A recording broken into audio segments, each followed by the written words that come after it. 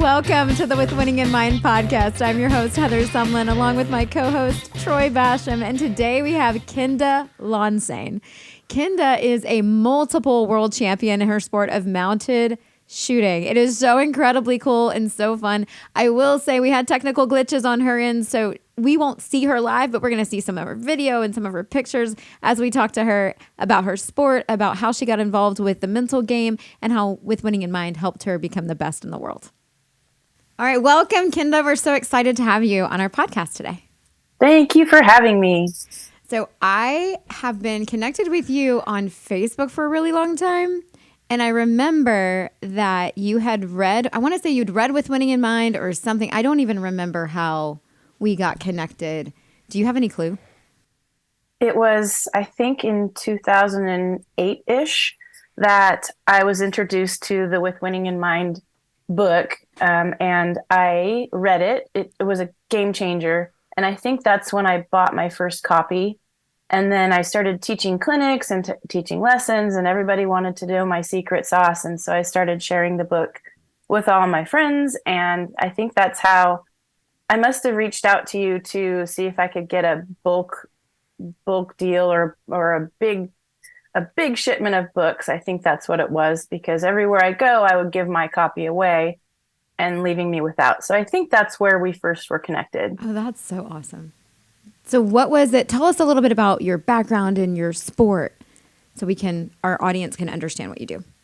Sure. I participate, and I'm a professional shooter in the sport of cowboy mounted shooting, which is where we shoot targets from horseback for time.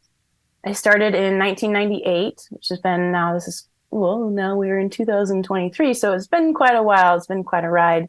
And it was a hobby at first, and then it turned into a professional career for me in around about that time. And I give it all to this mental management program. I mean, once you know how to work the fundamentals of the sport, I know how to ride, I know how to shoot, but it was that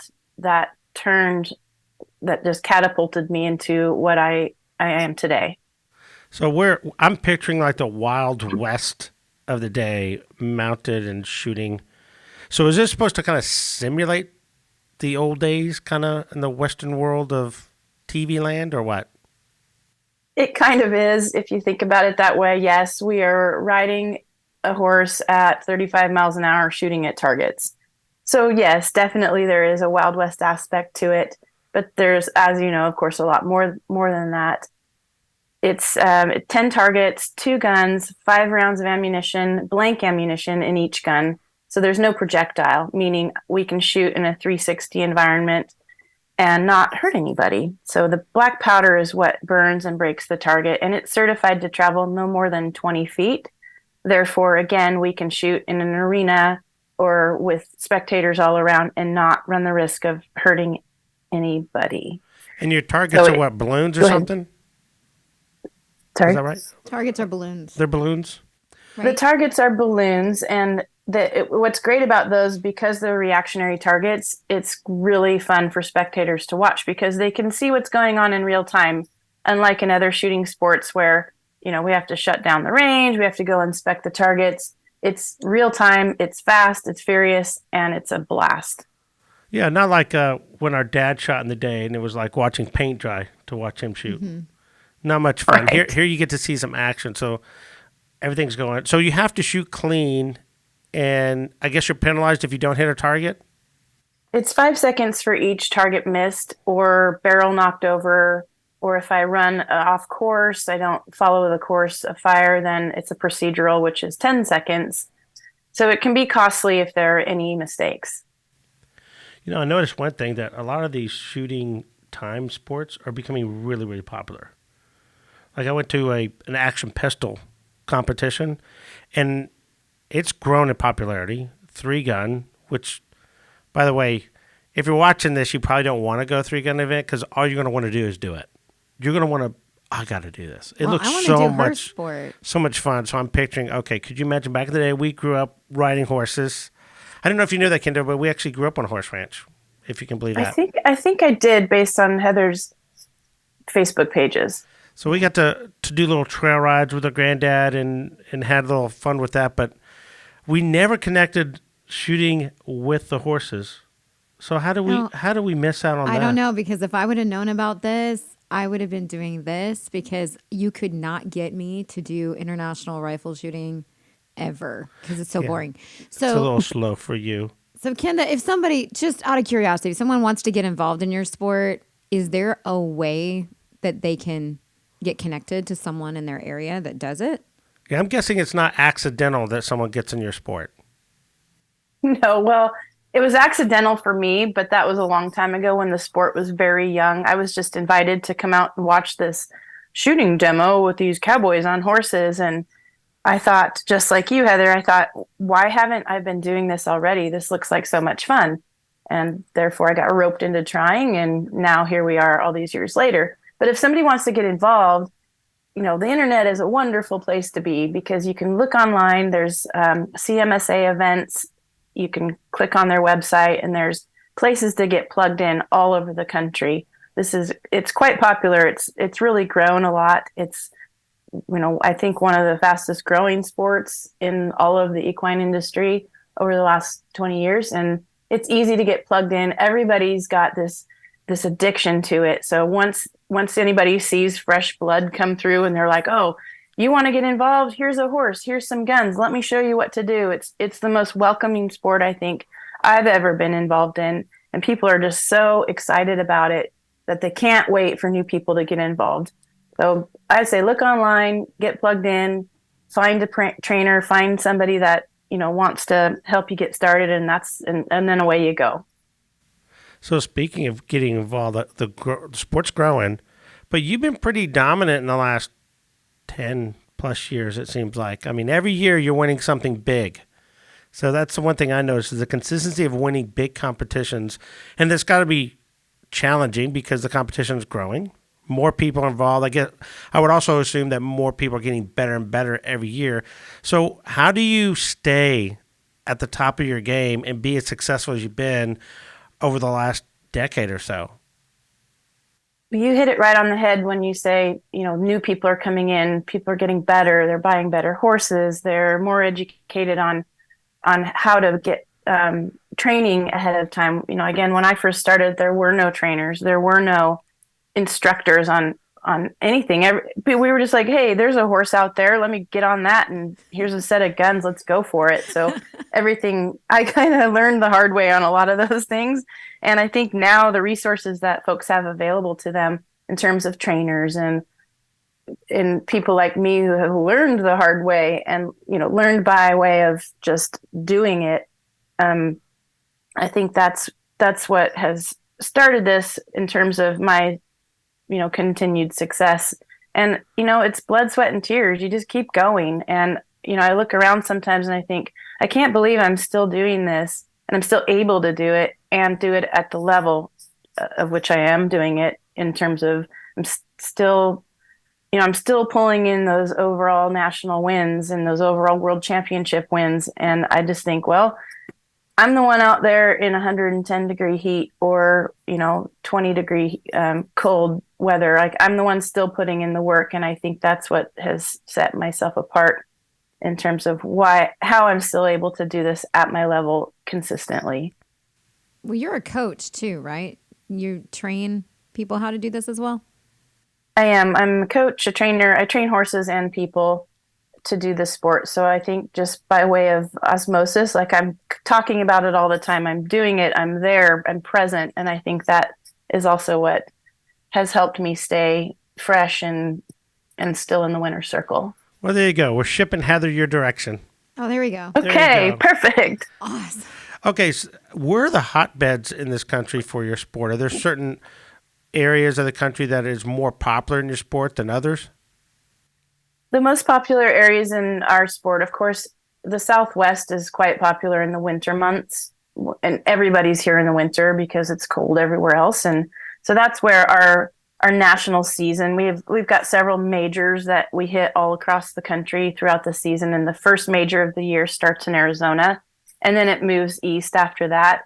So kind of the Southwest area, and then the Southeast is is huge. So like the Tennessee, Georgia, Florida area, those areas are all a hotbed or like really thick with mounted shooting, where you can go to any given weekend match and have 150, 175 riders there to battle it out to the end. That's so fun. Are there any competitions in our area, in the Dallas-Fort Worth area? There are actually. I will be in Fort Worth for the APHA World Show in July. Ooh, we need to know when. We want to come. There Okay. you go. Heather's going to get her first taste of seeing it in real life. Oh my gosh, I'm so excited. Yeah, that would be great. So when you started the sport, you probably started like most people. You get involved, you're learning skill, you're trying to figure the technical, physical stuff out. What point in your career did you really start to focus on the mental aspect of it and said, okay, something's missing, and you started shifting to try to find help in that area? How long were you competing till you did that? That's a great question. I was just addressing that exact question this past weekend. I went to teach a clinic in California and kind of going over my background with all the new shooters. And I thought, what was it that changed that for me? And I was almost 8 years into doing this sport before, and I still hadn't shot a clean match. And the clean match meaning 6 stages, a cumulative score. There was always one stage in there that I would have a miss. And I thought, well, okay, during that era, I was already a rider my whole life. So I was able to sort of outrun the competition, even with a miss. And I got away with it for a while. And I thought, well, this isn't the way to win. I want to win because my performance is perfect, not because, well, I can just outrun a mistake. So I think it was about 8 years in, I thought, okay, what is setting me apart and what is it? Because I do know how to ride, I do know how to shoot, and why is that one last piece of it missing? And that's when I started to search for those answers, and that's when I found With Winning in Mind, and it was what set me apart. And that was, like I said, about 8 years in, like, something's missing. What is it? I thought, how do athletes manage this? Because my heart is racing out of my chest. My hands are shaking. I'm nervous. I'm walking in already defeated because I know that there's going to be one mistake throughout this whole match, because that's what's my history. That's my history. That's what I've always done. I've always made one mistake. And so that's where, after studying this program, it was like the light bulb went on, and I thought, this is exactly what I needed. So what part really stuck out in the beginning for you as far as, okay, this is going to change things for me? The part that really changed my way of thinking is the visualization and the mental preparation and the words. It's like me to do well. It's like me to shoot clean, because I can do this at home anytime. It's the same thing in practice as it is in competition. And I think those words really, they've been kind of my mantra. Like, this is who I am. I am this. I will shoot clean. I can shoot clean because I do all the time at home. And then being able to transfer that over mentally to play that winning mind game with myself at the competition, it really helped bring a sense of confidence and a sense of, I don't know if you could use the word peace, but like using all those nerves and putting those nerves into something that is focused and viable, instead of letting it just, be my kryptonite. And then those words, I think, hit home for me. Sounds like she changed her self-image. Like, it was like her to miss, and then it became like her to run clean. Yeah, the whole imprinting power, I think a lot of people just overlook it. People, talk about visualization, and really what you're hitting on is imprinting, seeing myself perform in a competition like I do in training, and why can't I carry it over? And our dad Lanny, he would have this old saying. He says, if you can't define the optimal thing to do and think about, you can't master it. Mastery means I can duplicate what I'm doing in training into an event. And so having that imprinting power of seeing yourself do that allowed you to kind of cross over to the duplication. Well, now you've gotten to the fourth step as you're consistent from one event to the other year to year. And so you're probably going to a competition more trusting than 8 years in. You're probably still trying to win. Now you're probably going, hey, I expect to do well. And it does start with imprinting and really look at where I'm at in training. Why can I do that competition? Imprinting it. You do that a lot with your clients. Well, yes. What was your first world championship shortly after you started applying mental management? It was. And if you can look at the timeline of that, it was exactly what set me apart from that. So that was in 2009. And that's when I won the overall at the world and the first and only woman to have ever done that. So you can imagine the pressure on me during that event when all eyes are on the only cowgirl ever to have even a shot at this and to go into that last stage. I mean, you talk about pulling out all the tidbits out of the program, the mental program, like every single ounce of grain and nugget of wisdom there. It was present, absolutely present, especially going into that last stage, because my time, I was only 0.2 of a second ahead of the next man. And he was going to go for it. And I had to go for it also. And luckily I got to run first. So I just had to lay it out and let him see, kind of sit back and let him say or think, am I going to outrun her? Am I going to try too hard? Am I going to blow my mind? And I think, yes, the answer to the question is, if you do look at the timeline when I started studying with winning in mind and studying the program, and then when my career just took off, it was after that. So it wasn't too long after when I won that first world. See, that's what I love about what she just said is she didn't just read the book once. She studied the program and then applied it to herself. It's so incredibly cool. And this is also like over 10 years ago. So she said success years ago. Now we have the podcast. Mm-hmm. We do webinars and things that we didn't do a decade ago. Right. So here you're doing it the hard way back in the day. You're reading the book and then you're kind of like, hey, how do I implement this? It's kind of more of a finding, gradually putting the pieces together, which nowadays people can say, hey, I can join the Patreon and kind of have a shortcut to this, or, call them up, do sessions. I mean, it wasn't that long ago that we weren't even doing. I mean, 20 years ago, we weren't doing this full time, right. Almost. But Dad was, quite, but we weren't, and so that's so incredibly cool. I also just love the fact that you're the first woman to win. So it's a co-ed sport then. I love that. It's a co-ed sport then. Is that right? Sorry? It's co-ed where men and women compete against each other, or is it? It's a co-ed sport. So the way that our scoring system works is we do have men's and women's classes, levels 1 through 6, and then we have the seniors class as well. But the overall score doesn't discriminate. It doesn't matter if you're a man, woman, you're old or you're young. The overall score is the overall score. So we are, I can still win the women's division. There can still be a man that can win the overall man. But then that first place goes to whoever has the best score. So are you consistently beating all the guys then? Yes. That kind of, I was on a local level. I was running with all the men on the local levels and even the regions. But then when it came to that world shoot, that's when everybody gathers together, and the people that I would shoot with in my community, who knows what's happening in Florida when I'm in Phoenix. You never know the level of the different riders and shooters until everybody gets under one roof. And so, yeah, it's scored that way, but there's always that aspiration to be that numero uno. So how difficult is it to be in that position? And I'm assuming you're probably the only woman at that time that was competitive enough to win. And I'm sure now there's more women that are competitive to win.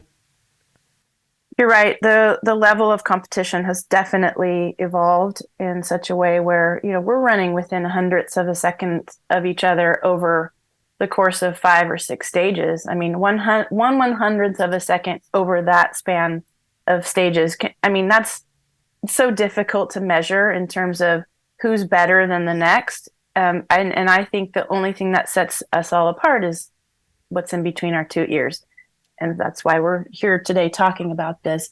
But yes, the level of competition in the women's division is definitely gotten tough, especially, and I wasn't going to dwell on this, but, especially as the younger riders are coming in, and the difference between their mental game of, I don't care, I'm going to throw it all out there, versus mine, which is, I'm going to, make this strategy over this course of 5 stages, is different. I got more to win or lose, or, I'm paying my entry fees, I'm paying my mortgage, I'm paying my, my truck and trailer payment to get here. And some of those others maybe aren't because they're still under the wing of the parents, or, have a different situation. So definitely the women's group has gotten a lot more competitive, and it's really anyone's game at the end of the day. So there's a lot of variables in your sport, I would imagine. You have the horse, you have different layout of the course, I would imagine, maybe the fans yelling. Like, what kind of variables are there that you have to deal with? Our course book is, I think we have 80 stages in it, or 80 plus. And so for the match, the range master will pick, 5 or 6 stages to run out of that course book. So you won't know what you're running until the morning of the shoot. And so that's a different variable. There's some courses that are just like, we call them a horse race. It's just as fast as that horse can run.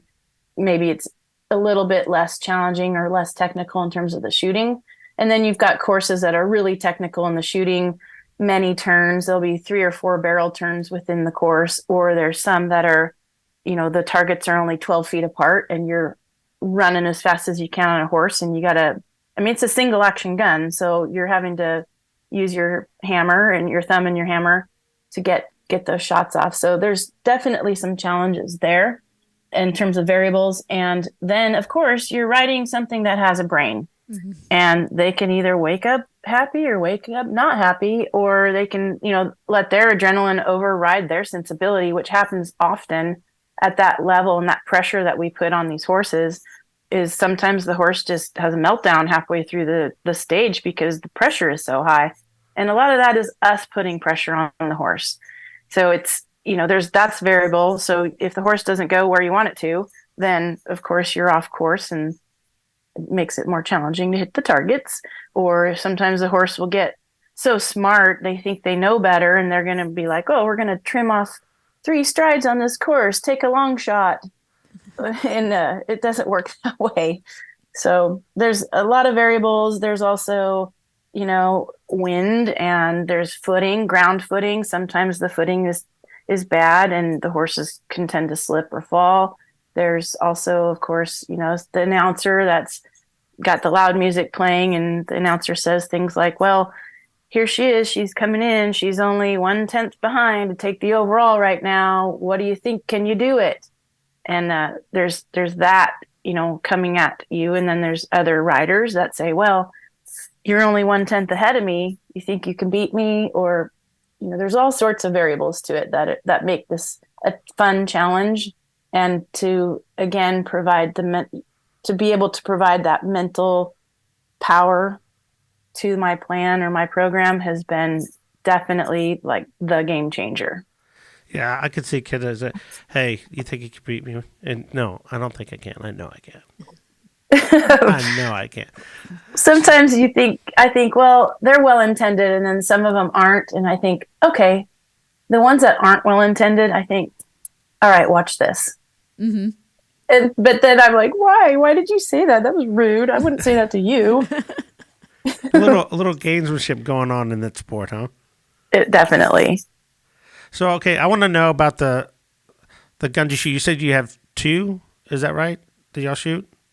2 single-action revolvers, 5 rounds of blank ammunition loaded into each gun. So after I shoot the first 5 targets, I have to holster and draw the second gun to shoot the remaining 5. And then what kind of guns are popular in your sport? Is there a certain manufacturer model that's really popular? And to kind of give it a visual for our viewers. Sure. I shoot the Uberti. It's basically a replica of the Colt Model P. And Ruger is also has a single action revolver that's really popular as well. But the sport only allows us to shoot a single action 1800s type revolver. Okay, a little bit of So everybody restriction. has to shoot the same gun. We just have different makes and models within that umbrella. So, what's the cost of an average top level pistol? I think it's been a while since I've purchased any, but I think you're looking at a good 2 grand maybe for a set, maybe 2,500 once you get an action job done on them. Ah, So the that's action job out of the box, they can be quite stiff. So it's important to then take it to a gunsmith and have the hammers lightened up. And mine are all slicked out like a pro gun. Mine have a lower, wider hammer spur that enable me to reach that hammer a little bit quicker than the old typical Model P that has a tall, pointy hammer spur. Because this is a one-handed sport, I don't have a support hand like we do maybe in ground shooting, like in SAS, cowboy action shooting, where you have a second hand to be able to manipulate the trigger or the hammer. So I have to use my left hand to steer the horse. So my right hand is all I've got in terms of being able to get the hammer and the trigger and make sure I manage my gun handling. yeah. It sounds like a lot of money, but if you know anything about shooting sports, guns are expensive anyway. Like in our sport, an air rifle, a really good air rifle, is going to cost you $3,500. Imagine that kind of a pellet gun, $3,500. Would you ever imagine spending that kind of money on a basically BB gun? No, So but to, but 25. You're looking about 2 to 3,000 for tricked out top level to be competitive, and they last a long time. It's not when you look at the longevity, probably not that bad of a yeah, but of a cost. it's the horse and the traveling with Thank the you. horse I was going to and say the that. feeding the horse and the medical bills for the horse that I I would was imagine is I was the trying to look at the positive side of the. Hey, but the horse can love you and you can pet it.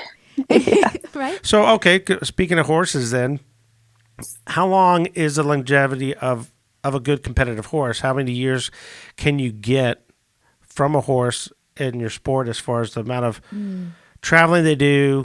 I'm sure it's pretty hard on their bodies and so forth, going through the different stages and all the competitions you do. What are you looking at from a lifespan of a competitive horse?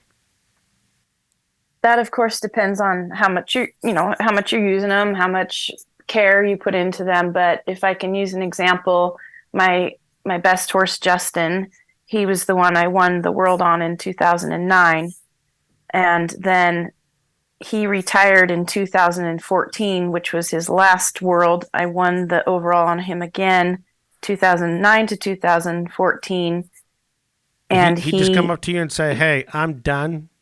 I'm retired." well, How does a horse he retire? yeah, well, he retired due to a really bad injury. He broke his leg at a practice. But not to shed any tears now because I already cried all those. But I had a surgery done for him, and he's still living out here in our pasture, and he's still ruling the roost. He's just not able to run again due to I think he's got 5 or 6 screws and pins in his back leg to hold it together. But either way, that's sometimes how a horse retires. They break down, they do get injured, but some of them are still going. And like for example, for him, he would never run again at my level, but I've been giving lessons on him to brand new shooters and kids that just want to come out and learn the sport. And he's a great teacher. So, and as going back to your question, a good 10 years, maybe. It depends on how well you take care of them. It's just like a car. If you maintain them, and it's just like your guns. If you maintain them, you service them, you take good care of them, they're going to last longer. So to round out our podcast, I want to know what is the best advice that you would give to someone who's in high level competitive sport, doesn't matter what sport it is. What advice would you give them to stay at the top of their game? I think what's probably the best piece of advice is just belief in yourself and to know that you can and you will. And if you put the time and the work in, then you have all the opportunity to do well.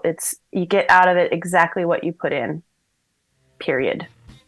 Awesome. Thank you so much for joining us, everybody. Like this episode if you do. Share it with a friend. We are so appreciative of Kenda for your time. Thank you for joining us.